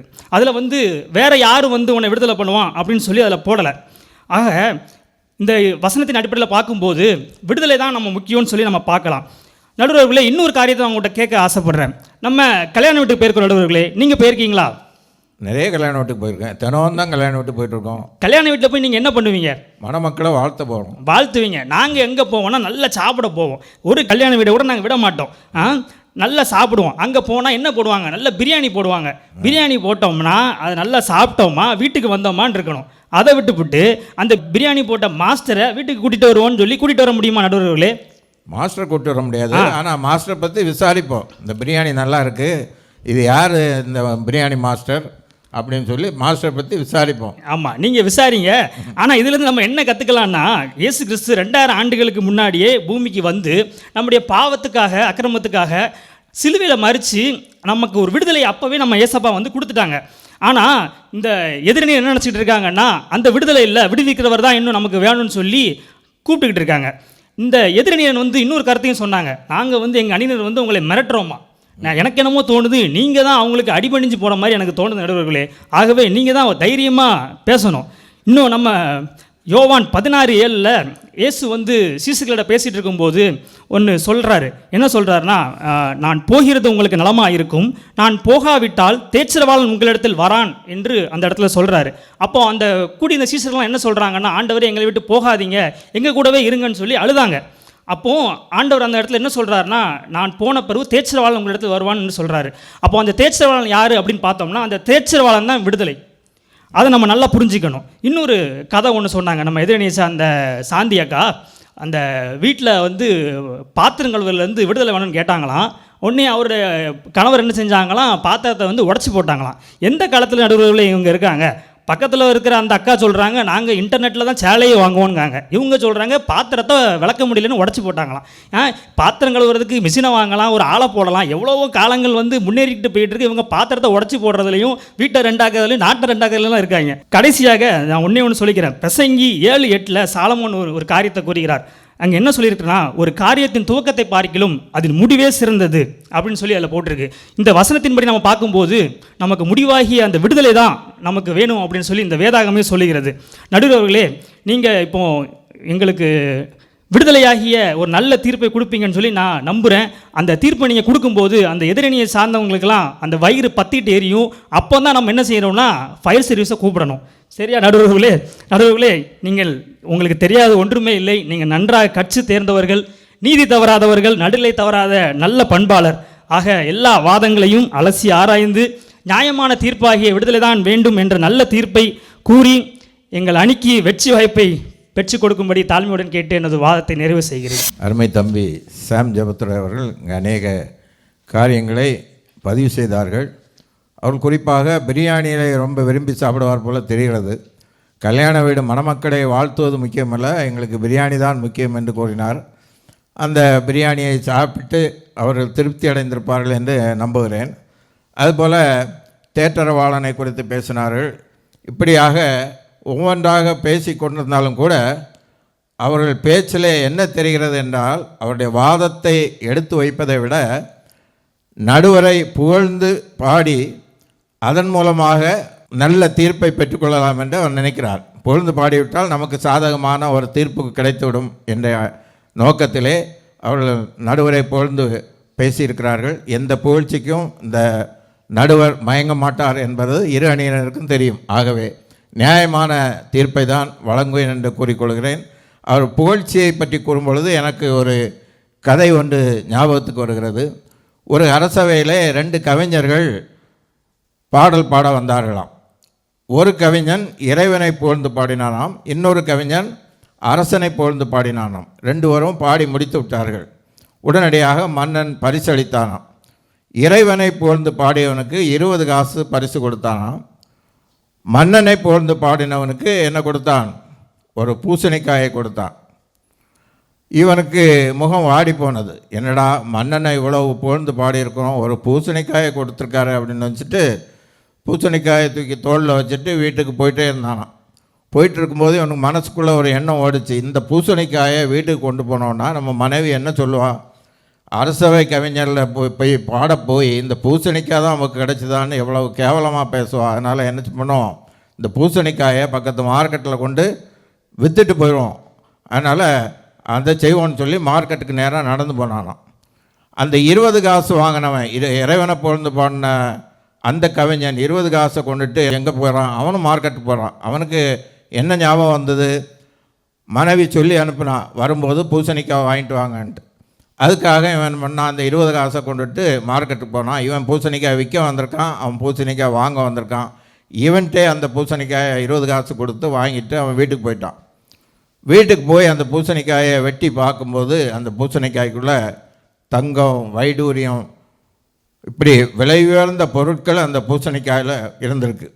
உடனே அவன், நான் இறைவனை புகழ்ந்து பாடினதுக்காக ஆண்டவர் நமக்கு கொடுத்த பரிசு என்று சொல்லி இறைவனுக்கு நன்றி செலுத்தினானான். இவன் 20 காசுக்கு அந்த பூசணிக்காய் விற்றுட்டு போனான். அந்த 20 காசோட வீட்டுக்கு போயிட்டான். ஆகவே அந்த மன்னன் புகழ்ச்சிக்கு அடிபணிந்தான். என்ன செய்தான்? பூசணிக்காய்க்குள்ளே தங்கத்தை எல்லாம் வச்சு மன்னனை புகழ்ந்து பாடினவனுக்கு கொடுத்தான். ஆனால் இறைவனுடைய சித்தம் இறைவனை புகழ்ந்து பாடினவனுக்கு தான் அந்த தங்கம் கிடைக்கணும்னு இருந்திருக்கு. அதனால் பூசணிக்காய் மாறி இவன் கைக்கு வந்துட்டு. ஆகவே புகழ்ச்சியை ஆண்டவர் விரும்பப் போவதில்லை. மனுஷரை புகழ்ந்து பாடுவது என்பது ஆண்டவருக்கு பிரியமில்லாத காரியம். ஆகவே புகழ்ச்சிக்கு இங்கே இடமில்லை, மிரட்டலுக்கும் இங்கே இடமில்லை. ஆகவே இறுதியாக விடுவிக்கிறவர் தான் வேண்டும் என்ற அணியிலே பேசுவதற்காக திருமதி தங்கச்செல்வி ரவீந்திரன் அழைக்கிறேன். மரியாதைக்குரிய நடுவர் அவர்களுக்கும், வேதத்தை அரைகுறையாக படித்துவிட்டு ஒரு சில வசனங்களை மட்டும் தங்களுக்கு சாதகமாக எடுத்துக்கொண்டு விடுதலை தான் வேண்டும் என்று வாதாட வந்திருக்கும் எனது அருமை சகோதரர்களுக்கும், விடுவிக்கிறவர் தான் வேண்டும் என்று என்னோடு வாதாட வந்திருக்கிறோம் எனது அருமை சகோதரிகளுக்கும் மற்றும் கிராஸ் டிவி நேயர்களுக்கும் என்னுடைய 80வது சுதந்திர தின நல்வாழ்த்துக்களை தெரிவித்துக் கொள்கிறேன். நடுவர் அவர்களே, எனக்கு இவங்களெல்லாம் பார்த்தா சிரிக்கிறதா அழுகிறதானே தெரியல. அப்படியா? ஆமாம், நீங்கள் இவங்களுக்கெல்லாம் முக்கியத்துவம் கொடுக்கணும்னு தேவையில்லை. முதலாவது வந்த உடனே உங்களுக்காக மிரட்டல் கொடுத்தாங்க, இப்போ உங்களை புகழ்ந்து ஐஸ் வச்சுருக்காங்க. சரி, அதனால் இவங்களுக்கு நீங்கள் முக்கியத்துவம் கொடுக்க தேவையில்லை. வசனத்தை ஒழுங்காக படிச்சிருந்தாங்கன்னா விடுவிக்கிறவர் இல்லாமல் விடுதலை இல்லை என்பதை அவங்க நல்லா உணர்ந்திருப்பாங்க. எனக்கு தெரிஞ்சு இவங்கெல்லாம் கேலண்டரில் வசனம் படிக்கிற கேஸாக இருக்கும்னு நான் நினைக்கிறேன். நடுவர் அவர்களே, நீங்கள் பார்த்துருப்பீங்க, கேலண்டரில் ஒவ்வொரு தேதிக்கு கீழேயும் ஒரு வசனம் கொடுத்துருப்பாங்க. தினமும் காலையில் அந்த வசனத்தை படிச்சுட்டு போகிற கேஸாக இருக்கும்னு நினைக்கிறேன். அதனால தான் இவங்களுக்கு விடுவிக்கிறவர் இல்லாமல் விடுதலை இல்லை என்பது புரியலை. இப்போது நடுவர் அவர்களே, எதிரணியில் இருக்கிற இந்த தம்பி வந்து சொல்லும்போது ஒரு அருமையான ஒரு தத்துவத்தை சொன்னார். அதாவது என்னென்னா, கல்யாண வீட்டுக்கு போவோம், பிரியாணி சாப்பிட போவோம், அப்படின்னு ஒரு அழகான தத்துவத்தை சொன்னார். நடுவர் அவர்களே, அவர் சொன்னதில் பாருங்க, கல்யாண வீட்டுக்கு போனால் மணமக்களை வாழ்த்த போக மாட்டாராம். எவ்வளோ ஒரு நற்பண்பாளர்கள் எதிரணியில் இருக்காங்க நீங்கள் இதிலே பார்த்துக்கிடலாம். அதே மாதிரி கல்யாண வீட்டுக்கு போனோமா, பிரியாணியை சாப்பிட்டோமா அப்படின்னு சொல்லி வந்துக்கிட்டே இருக்கணுமா, மாஸ்டரை கையோடு கூட்டிகிட்டு வரக்கூடாதாம். எவ்வளவு அருமையான தத்துவம் பாருங்க. ஆனால் இதில் இருந்து நாம் என்ன புரிஞ்சுக்கிறோம் அப்படின்னு சொன்னால், ஒரு பிரியாணிக்கே ஒரு மாஸ்டர் தேவைப்படுது. அப்படிங்கும்போது விடுவிக்கிறவர் இல்லாமல் விடுதலை மட்டும் கிடச்சிருமா? அதே மாதிரி நடுவர் அவர்களே அடுத்து ஒன்று சொன்னாங்க. ஏசப்பா வந்து சீஷர்கள்ட்ட பேசிக்கிட்டு இருக்கும்போது தேற்றரவாளனை குறித்து பேசினார் அப்படின்னு சொல்லி. என் தம்பி, நான் நினைக்கிறேன் இன்றைக்கி காலையில் வரும்போது கேலண்டரில் யோவான் 16ஆம் அதிகாரம் 7ஆம் வசனத்தை வாசித்துட்டு வந்திருப்பாருன்னு நினைக்கிறேன். அதில் தான் போட்டிருக்கு, நான் போகிறது உங்களுக்கு நலமாய் இருக்கும், நான் போகாது இருந்தால் தேற்றரவாளன் உங்களிடத்தில் வரார். ஆனால் பாவம் தம்பி கேலண்டரில் வாசித்ததுனால கொஞ்சம் குழம்பி போய் சொல்லிட்டாரு. வேதாகமத்தை எடுத்து முறையாக வாசித்திருந்தாருன்னா அதுக்கு அடுத்த வசனத்திலேயே போட்டிருக்கு, அவர் வந்து பாவத்தை குறித்தும் நீதியை குறித்தும் நியாய தீர்ப்பை குறித்தும் உலகத்தை கண்டித்து உணர்த்துவார் அப்படின்னு சொல்லி. நடுவர் அவர்களே, இந்த வசனத்தை நம்ம ஆழமாக சிந்திச்சு பார்த்தா, தம்பி நினைக்கிற மாதிரி விடுதலை அப்படிங்கிறது நம்ம இஷ்டப்படி வாழ்கிறதுக்கு அல்ல. நமக்கு கிடைச்ச விடுதலையை நம்ம தவறாக பயன்படுத்தி மீண்டும் அந்த பாவ வாழ்க்கைக்குள்ளே போகிறதுக்கு அதிகமான ஒரு வாய்ப்பு இருக்குது. அதனால தான் இயேசு கிறிஸ்து என்ன சொல்கிறாரு, தேற்றரவாளனாகிய, அதாவது தேற்றரவாளன்னா யார்? விடுவிக்கிறவராகிய பரிசுத்த ஆவியானவரை நான் அனுப்புகிறேன். அவர் வந்து நமக்கு பாவத்தை குறித்து கண்டித்து உணர்த்துவார். யோசித்து பாருங்க, நமக்குள்ளே இருக்கிற நம்ம பாவம் செய்ய விடாமல் தடுக்கிற ஒரு நபர் நமக்கு இல்லை அப்படின்னு சொன்னால் மனுஷன் பாவத்தில் அழிஞ்சே போயிடுவான். அடுத்து தம்பி சொன்னாப்புல, ஒரு காரியத்தின் துவக்கத்தை பார்க்கலும் முடிவு தான் நல்லது, முடிவு தான் விடுதலை அப்படின்னு சொல்லி. நான் தம்பியை பார்த்து ஒரு கேள்வி கேட்குறேன், தம்பி நீங்கள் வேதத்தை எதையுமே முழுசாகவே படிக்க மாட்டீங்களோ? துவக்கம் இல்லாமல் முடிவு வந்து எப்படி வரும்? உங்கள் பாணியிலே கேட்கணும், அஸ்திபாரம் இல்லாமல் ஒரு கட்டிடத்தை நீங்கள் எப்படி எழுப்புவீங்க? துவக்கம் என்ற ஒரு விடுவிக்கிறவர் அங்கே இருந்தால் தான் முடிவு என்ற விடுதலையை நம்ம பெற முடியும். யோவான் 15:5 நானே திராட்சை செடி, நீங்கள் கொடிகள், ஒருவன் என்னிலும் நான் அவனிலும் நிலைத்திருந்தால் அவன் மிகுந்த கனிகளை கொடுப்பான், என்னை அல்லாமல் உங்களால் ஒன்றும் செய்யக்கூடாது அப்படின்னு சொல்லி இயேசு கூறுகிறார். நடுவர் அவர்களே, இந்த வசனத்தை நம்ம ஆழமாக கவனிக்க வேண்டும். நான் உங்களுக்கு விடுதலை கொடுத்து விட்டேன், இனி நீங்கள் சுதந்திரமாக வாழுங்கள் என்று இயேசு சொல்லவில்லை. என்னை அல்லாமல் உங்களால் ஒன்று செய்ய முடியாது அப்படின்னு தான் சொல்கிறாரு. நடுவர் அவர்களே, திராட்சை செடி இல்லாமல் பழம் பறிக்க முடியுமா? கண்டிப்பாக முடியாது. திராட்சை செடின்னு அங்கே ஒன்று இருந்தால் தான் அதிலிருந்து நம்ம கனியை பறிக்க முடியும். இப்போது திராட்சை செடியாகிய விடுவிக்கிறவர் இல்லாமல் விடுதலை என்ற கனியை நம்ம பறிக்க முடியாது. இதை நம்ம புரிஞ்சுக்கிடணும். நான் இப்போ எதிரணியை சார்ந்த என்னுடைய அண்ணனுக்கு ஒரு பதிலை சொல்ல விரும்புகிறேன். அவர் என்ன சொன்னார், வேதாகமத்தில் விடுதலை அப்படிங்கிறது 26 தடவை இருக்குது, விடுவிக்கிறவர் அப்படிங்கிறது வெறும் 7 தடவை தான் இருக்குன்னு அண்ணனோட அறிவுபூர்வமாக ஒரு பதிலை சொன்னாங்க. நான் என்ன கேட்குறேன் அப்படின்னா, இப்போ நான் சொன்னல தேற்றரவாளன், இந்த தேற்றரவாளன் யார்? அவர் விடுவிக்கிறவர். இப்போ நான் சொன்னல ஒரு திராட்சை செடி, இந்த திராட்சை செடி யார்? அவர் விடுவிக்கிறவர். இப்படி பல ரூபத்தில் வேதாகமத்தில் விடுவிக்கிறவர் இருக்கிறாரு. இதைத்தான் நீங்கள் எப்படி முடிச்சு போட்டீங்க? தம்பி என்ன சொன்னாப்புல, தேற்றரவாளன்னா விடுதலை. எங்கே படித்தாங்கன்னு தெரியல. நடுவர் அவர்களே, உங்களுக்கு புரியும்படியா, இனி நான் இறுதியாக வந்துட்டேன், உங்களுக்கு புரியும்படியா வசனத்தை ஆதாரமாக சொல்லலான்னு நினைக்கிறேன். ஏன் உங்களுக்கு புரியும்படியான்னு நான் சொல்கிறேன்? ஏன்னா நீங்கள் வேதாகமத்தை கற்று தேர்ந்தவர், முழுமையாக படித்தவர் என்று எனக்கு தெரியும். ஏசாயா 61:1-3 வசனங்களில் பார்த்தா, சிறைப்பட்டவர்களுக்கு விடுதலை அளிக்க என்னை அனுப்பினார் என்று அது மிக தெளிவாக அதில் சொல்லப்பட்டுள்ளது. இதே வசனத்தை பார்த்தீங்கன்னா லூக்கா 4ஆம் அதிகாரத்திலும் கூறப்பட்டுள்ளது. அப்படியானா விடுதலை அளிப்பது யாரு? கர்த்தராகிய இயேசு கிறிஸ்து மட்டுமேங்கிறத அவரே ஆணித்தரமாக சொல்கிறத நம்ம பார்க்க முடியுது. லூக்கா 13ஆம் அதிகாரத்தில் 18 வருஷமாய் பலவீனப்படுத்தும் ஒரு ஆவியை கொண்ட ஒரு ஸ்திரீயை விடுதலை செய்ததை பார்க்குறோம். இது மட்டுமா? யோவான் 8:36 குமாரன் உங்களை விடுதலை ஆக்கினால் மெய்யாகவே விடுதலை ஆவீர்கள். ரோமர் 6:22 நீங்கள் பாவத்திலிருந்து விடுதலை ஆக்கப்பட்டீர்கள் என்று தான் சொல்லப்பட்டுள்ளது. நடுவர் அவர்களே, வசன ஆதாரங்கள் இதோட முடியல. வசன ஆதாரங்கள் இன்னும் நிறைய இருக்கு. சொல்லிக்கிட்டே போனால் நீங்கள் கேட்டுக்கிட்டு இருக்கீங்கன்னா சொல்லுங்க, சொல்கிறேன், நேரம் போதாது. சரி. ஆமாம், அதனால் வசன ஆதாரங்களை நான் இத்தோட நிறுத்திக்கிடுறேன். அடுத்து எதிரணியினருக்கு புரியும்படியாக அவங்க பாணியில் அவங்களுக்கு சொல்ல வரேன். இந்த 3 பேரும் ஒரு ஹோட்டலுக்கு இட்லி வாங்க போகிறாங்கன்னு வச்சுக்கிடுவோம். இட்லி கடைக்காரர்கிட்ட போய் இட்லி கேட்காங்க, எங்களுக்கு ஆளுக்கு 4 இட்லி தாங்கன்னு கேட்காங்க. கடைக்காரர் என்ன கொண்டு வருவார்?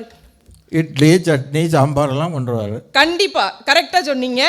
அவங்க என்ன கொண்டு வருவார்? வெறும் இட்லியை மட்டும் கொண்டு வர மாட்டார். இட்லி கூட என்னெல்லாம் வரும்? சட்னி, சாம்பார் எல்லாம் சேர்த்து தான் வரும். இதைத்தான் நாங்களும் சொல்கிறோம். இதே போல தான் விடுதலை வேண்டும் அப்படின்னு சொன்னால் அங்கே விடுவிக்கிறவர் இல்லாமல் எப்படி விடுதலை வரும்? ஒரு இட்லிக்கே சட்னி சாம்பார் இல்லாமல் இட்லி நமக்கு எப்படி வராதோ அதே மாதிரி விடுதலை மட்டும் தானாக வந்துருமோ விடுவிக்கிறவர் இல்லாமல்? அதே மாதிரி நடுவருக்கு புரியும்படியாக வேதத்தின் அடிப்படையிலையும் நான் சொல்லிட்டேன், எதிரணியினருக்கு புரியும்படியாக சாப்பாட்டின் ஆதாரத்தோடையும் சொல்லிட்டேன். ஆனால் இதுக்கப்புறமும் எதிரணியினர் தான் பிடித்த முயலுக்கு 3 கால்னு வாதிட்டுனாங்கன்னா அது அவங்களோட அறியாமையே காட்டுது.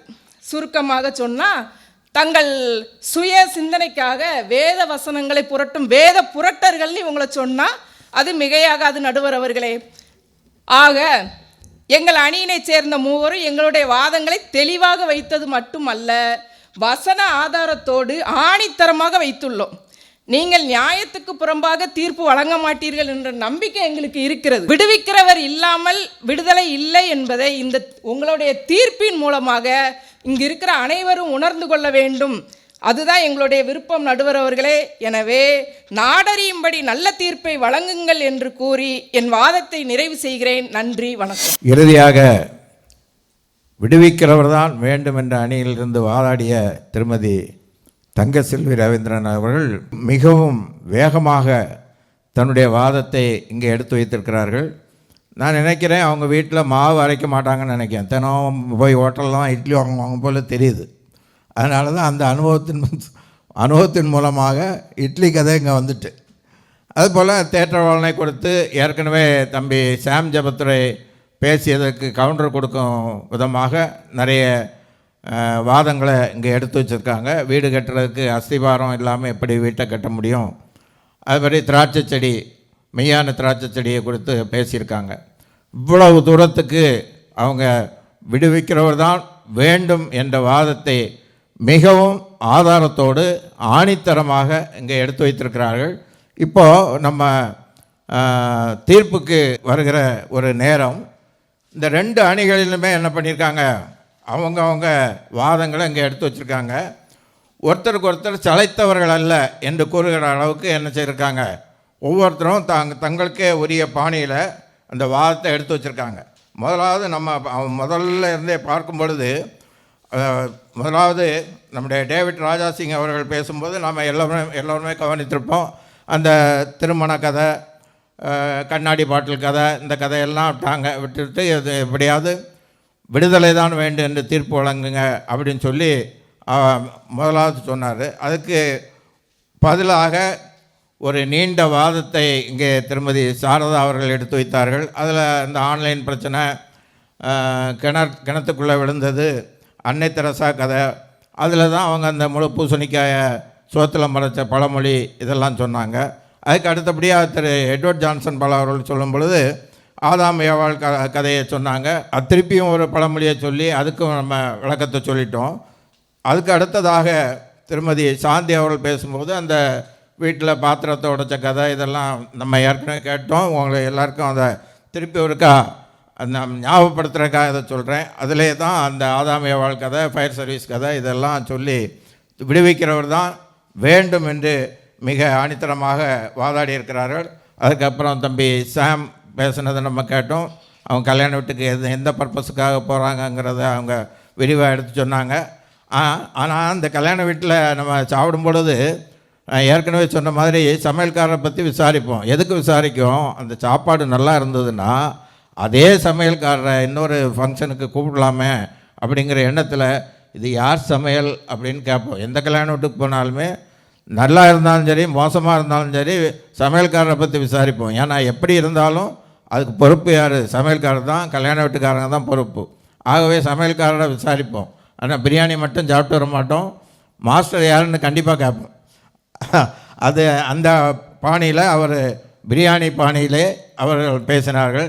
எதிரணியினர் பேசும்போது நடுவருக்கு, இந்த கடைசியாக பேசின தங்கச்செல்வி அவர்கள் நடுவருக்கு சில வசனங்களை கூறிவிட்டு எதிரணியினருக்கு என்ன கூறினார்கள் என்றால், சாப்பாட்டு விஷயமாக பேசுகிறேன் என்று கூறினார்கள்.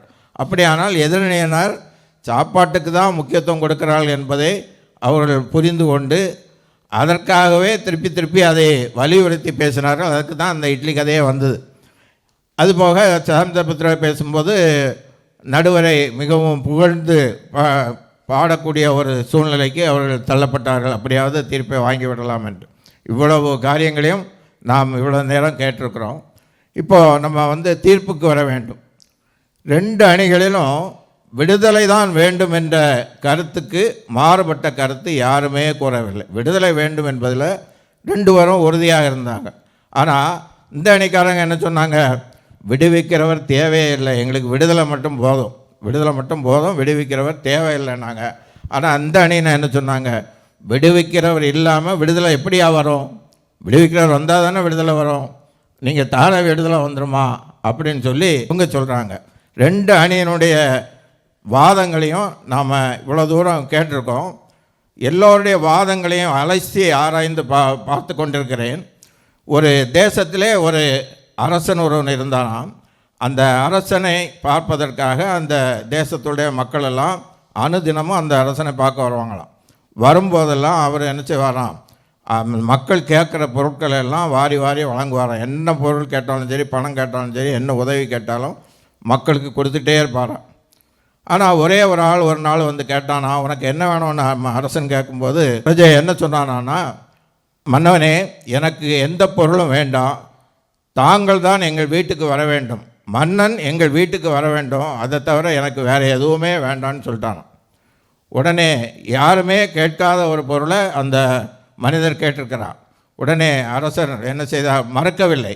எல்லாத்துக்கும் மறுப்பில்லாமல் கொடுத்த அந்த மன்னன் இதையும் மறுக்காமல் கண்டிப்பாக நான் வீட்டுக்கு வரேன் அப்படின்னு சொல்லி அனுப்பிட்டாரான். அதில் இருந்து அவன் வீட்டுக்கு என்றைக்கு வராருங்கிற டேட்டெல்லாம் சொல்லிட்டார். ஆனால் இவன் ஒரு ஏழை விவசாயி, ஒரு குடிசை வீடு, இந்த குடிசை வீட்டுக்கு மன்னன் வரப்போகிறார். அப்படி என்றால் அந்த குடிசை வீட்டுக்கு மன்னன் வருகிறார் என்றால் அந்த குடிசை வீடே என்ன ஆகிறது, ஒரு குட்டி அரண்மனையாக மாற்றப்படுகிறது. அரண்மனையில் உள்ள பொருட்கள் எல்லாம் அந்த குடிசைக்கு வருகிறது. அந்த அரண்மனையை குட்டி அரண்மனையாக மாற்றி அந்த மன்னன் ஒரு நாள் அவனுடைய வீட்டுக்கு வருகிறார்.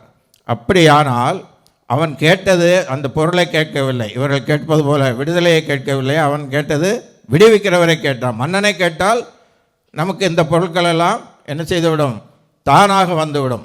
முதலாவது தேவனுடைய ராஜ்யத்தையும் அதனுடைய நீதியையும் தேடுங்கள், அப்பொழுது இவைகளெல்லாம் உங்களுக்கு கூட கொடுக்கப்படும் என்று சொன்ன வசனத்தின்படியாக அவர்கள் கேட்டது மன்னனை கேட்டான். மன்னன் வீட்டுக்கு வர வேண்டும் என்று கேட்டான். அரண்மனையில் இருந்த பொருட்களெல்லாம் அந்த குடியானுடைய வீட்டுக்கு வந்து விட்டது.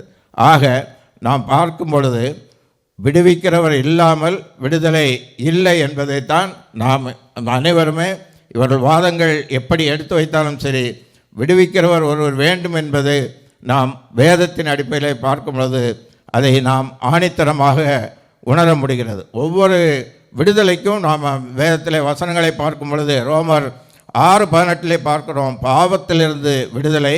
சங்கீதம் 34:4 பயத்திலிருந்து விடுதலை. லூக்கா 13:12 பலவீனத்திலிருந்து விடுதலை. கொலோசையர் 1:13 சாசின் பிடியிலிருந்து விடுதலை. இத்தனை விடுதலைகளும் யார் கொடுக்கிறார்?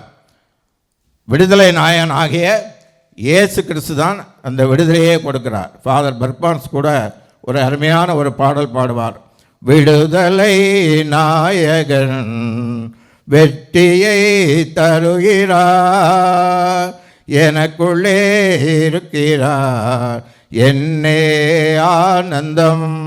பாருங்கள், விடுதலை நாயகனாகிய இயேசு கிறிஸ்து இல்லாமல் இங்கே விடுதலை இல்லை. அவர்தான் நம்முடைய பாவங்களுக்காக அக்கிரமங்களுக்காக இந்த உலகத்திலே ஏழை மனு உருவை எடுத்து சிலுவையிலே தன் ஜீவனை விட்டு நமக்கு விடுதலை வாங்கி கொடுத்திருக்கிறார்.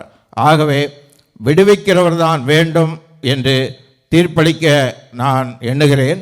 ஒருவேளை எதிரணியினர் நினைக்கலாம், விடுதலை வேண்டும் என்று நாம் இவ்வளவு தூரம் வாதாடி இருக்கிறோமே, ஆயினும் நடுவர் ஒருதலை பட்சமாக தீர்ப்பு வழங்கி விடுவாரோ என்ற எண்ணத்தில் அவர்கள் இருக்கலாம். இருந்தாலும் கூட உங்கள் மனசாட்சியை தொட்டு பாருங்கள்.